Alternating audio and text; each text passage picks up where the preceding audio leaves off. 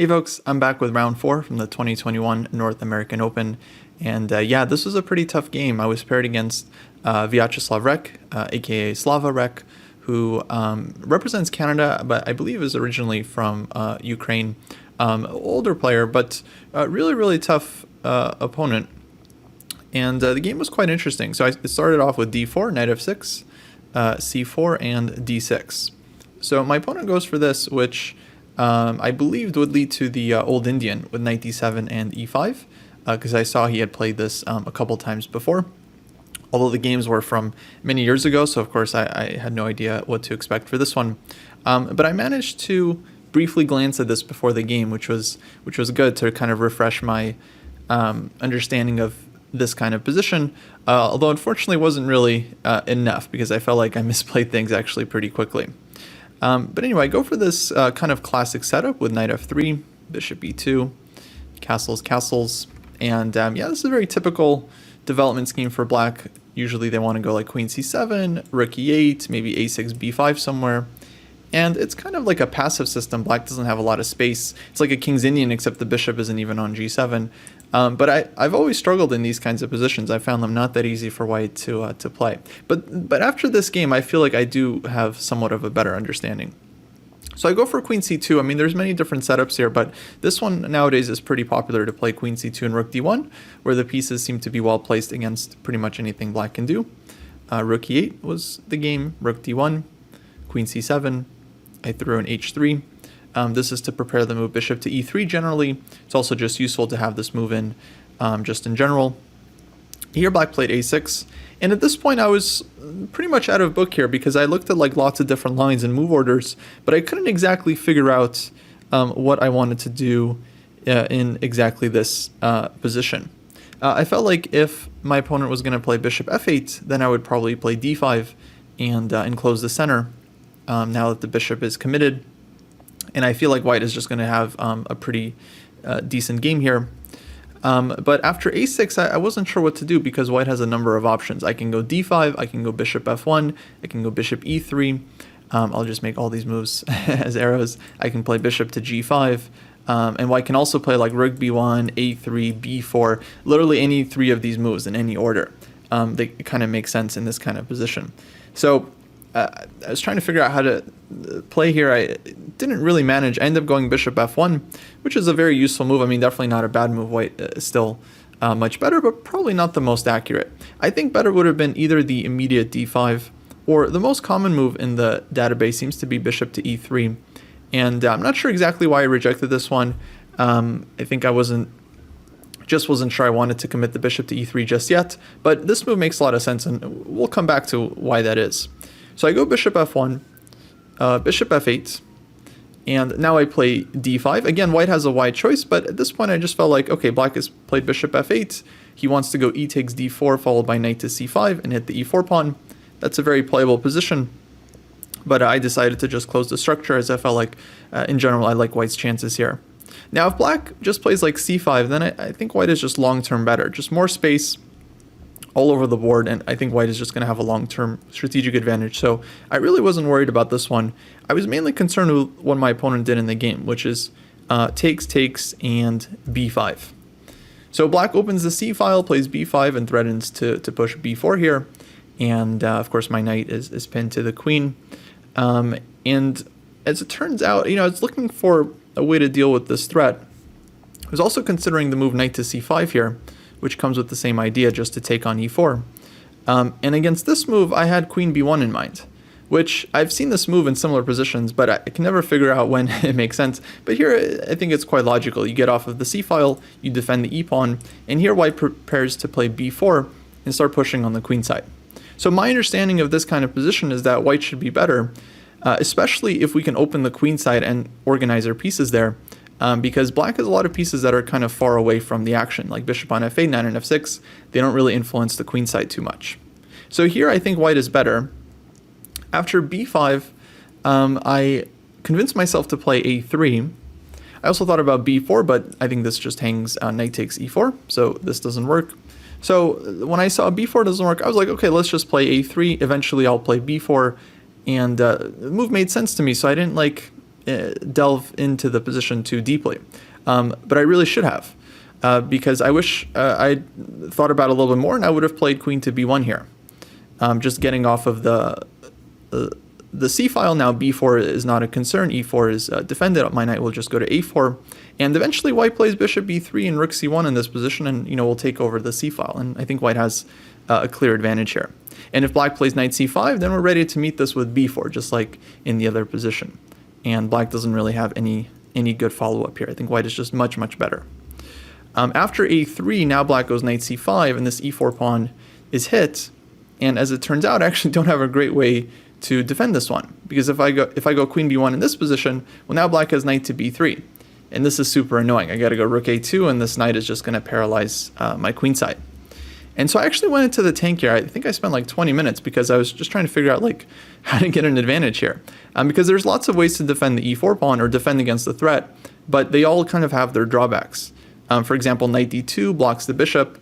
And this is where it would be really useful to have the bishop out on e3, and that's why I think in the opening I should have played bishop e3 rather than bishop f1, because if I already have my bishop on e3 in this position, I can go knight d2 and defend the e4 pawn very comfortably. I could also play rook ac1 if you imagine that will defend, because just to play out a sample variation, let's say white goes bishop e3, black wastes time, white goes rook c1.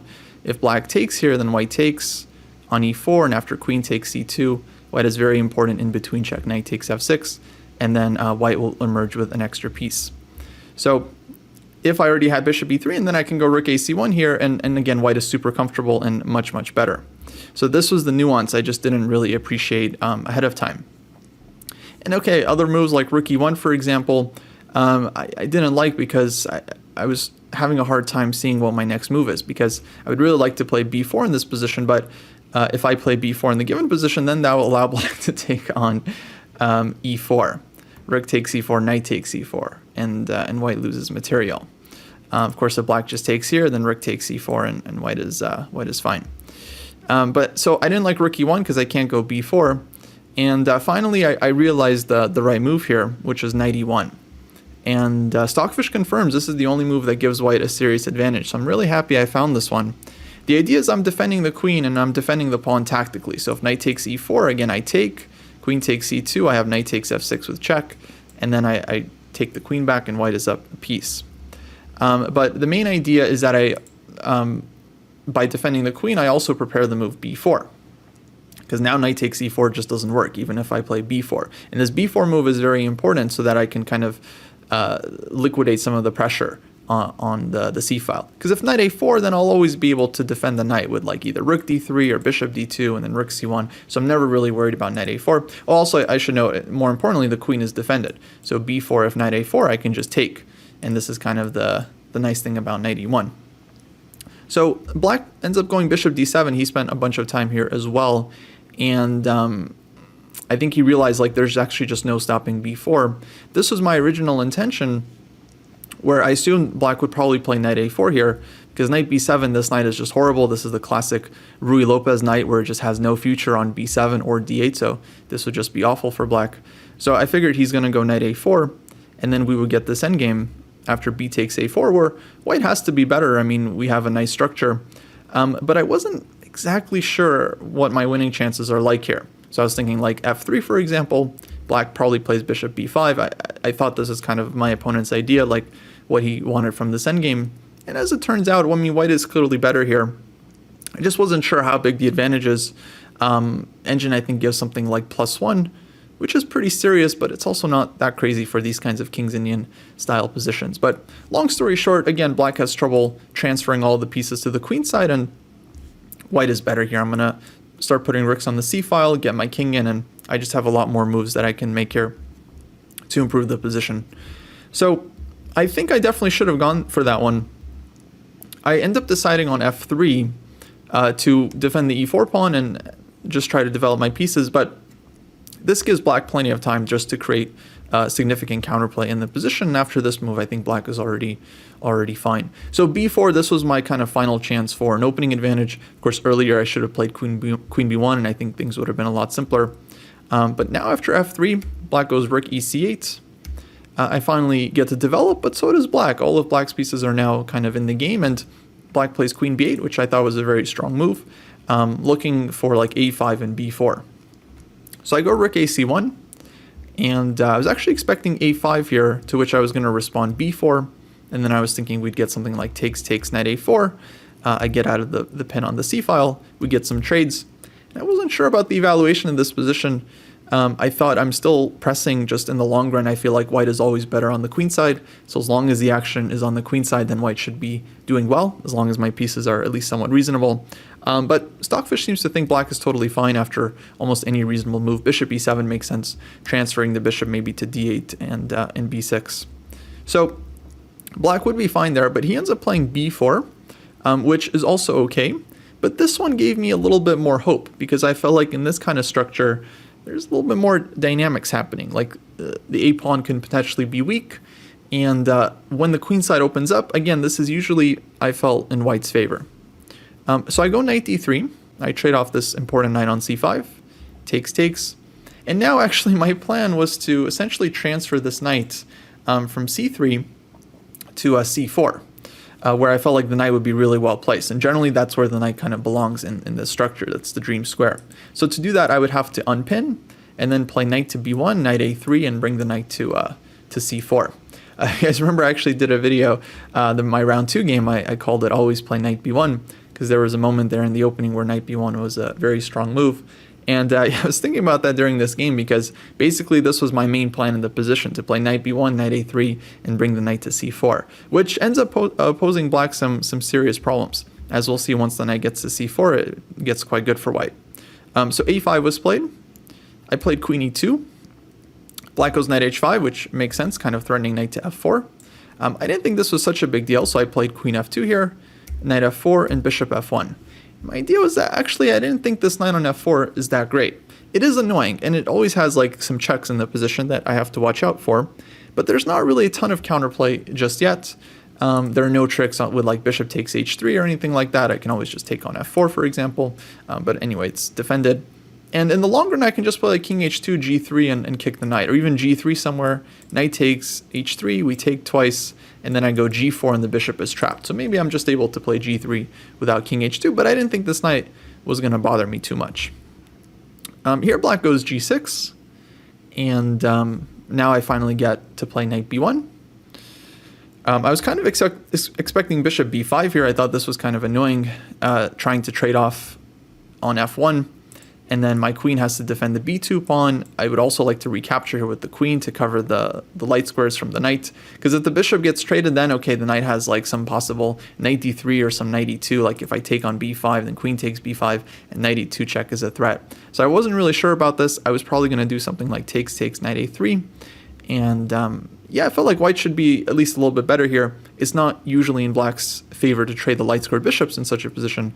But yeah, I think the engine also gives this around equal, so probably black has enough play there.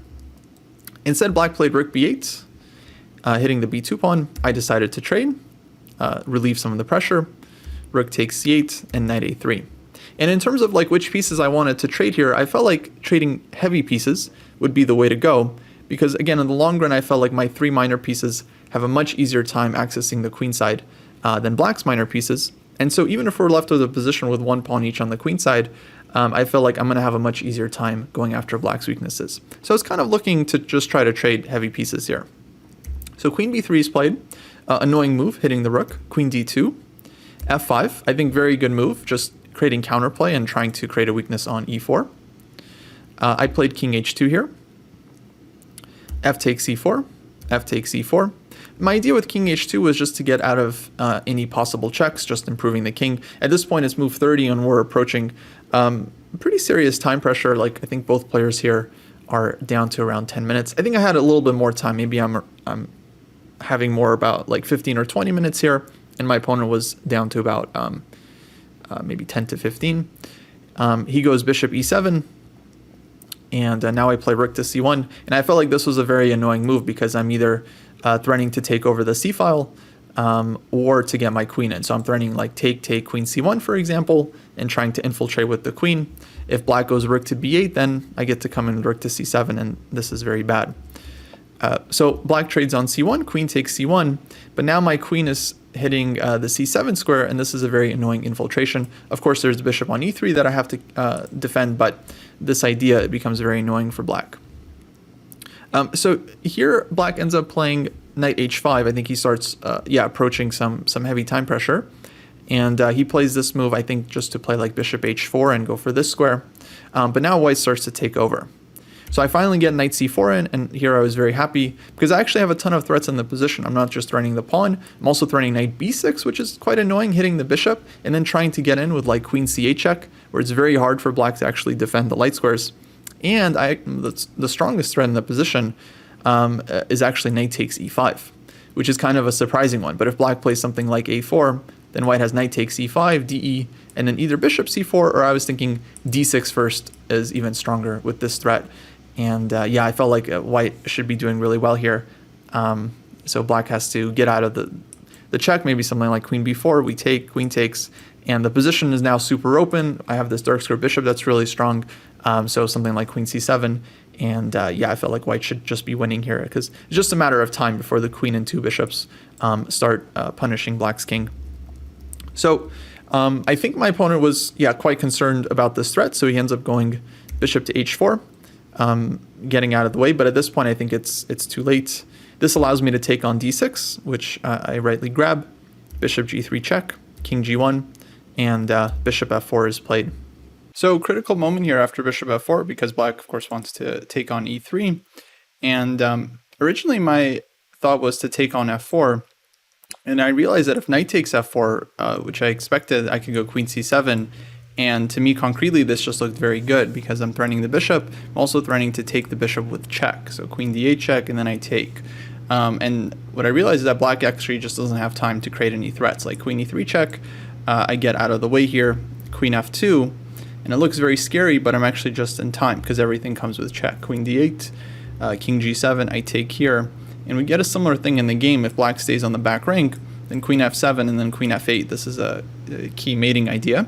The king will be forced to go to h8, and if the king comes up to h6, then I have knight f7 check, and king g7, for example, knight takes e5, and then if the king walks to either of these squares, it's just knight g4 and picking up the queen. I think I also saw some mate somewhere, but I was very sure that this was winning for white. But then what kind of bothered me was that black could play e takes f4, and now if I go for queen c7, there's queen e3 check, and I just didn't have a lot of time here, so I ended up just confusing myself because I said like, uh-oh, if king h2 there's queen g3 check, and if king h1 there's knight g3 check, and I thought, well, I'm just not getting out in time. The black has too much counter, just checks are coming. But what I didn't realize was that actually I can just start with king h2, queen g3 check, and now go king h1 now that there's no knight to g3, and black is lost because there's no defense of the bishop, and also queen d8. This is just a mating threat now. So this one was, of course, winning, but unfortunately I missed it. I ended up going with the second best option, which is definitely good enough, knight to c4. And now I've grabbed the pawn, I'm defending the bishop on e3. If black trades and queen takes e3, I'm happy to go for the endgame, but otherwise everything is hanging in black's position and the counterplay has completely run out. So black played bishop b5. This was kind of the move I was expecting because it looks like, the most dangerous for white. But here I already spotted the winning idea, which was to take on f4 now. And however black takes back, let's say e takes f4, to then go knight e5 in this position. And queen e3 is covered, so I don't have to worry about this one. I also open up the threat of queen c8 check, which is pretty devastating, as well as just kind of hitting the bishop on b5, so the bishop is also hanging. But the main point was that if black plays bishop takes f1, we're not recapturing, we're just going queen c8 check, and I had calculated this out to mate. Either king g8, again, queen f7, queen f8, or if king h6, then there's knight g4 check here, king g5, and queen e7, followed by eventual mate here as well. So I was really happy to find this idea. In the game, black played knight takes f4, but essentially it's the same thing. I just go knight takes e5, and now everything is hanging in black's position, including queen c8 check. Black tried queen g3, which I think was maybe the best try, just because, okay, it looks really annoying, but once again, white has queen c8 check, and I was able to just finish off the game with checks.